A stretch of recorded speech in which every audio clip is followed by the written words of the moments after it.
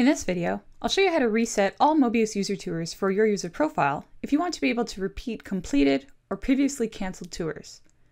Check out the Take a User Tour help topic and video guide for more information on exploring Möbius with a user tour.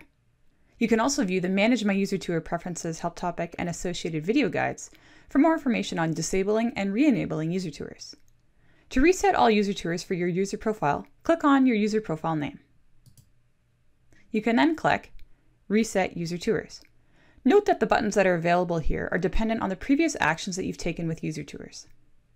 So if I click Reset User Tours, a success message then appears showing that I've successfully reset all user tours for my user profile. And that's how you reset all Möbius user tours for your user profile. Thanks for watching. We hope you found this video to be helpful. Want to see what else you can do in Möbius? Be sure to check out the links to the Möbius online help in the video description, as well as our other Möbius video guides. Subscribe to the DigitalEd channel to be the first to know when a new video comes out. And don't forget to hit that like button.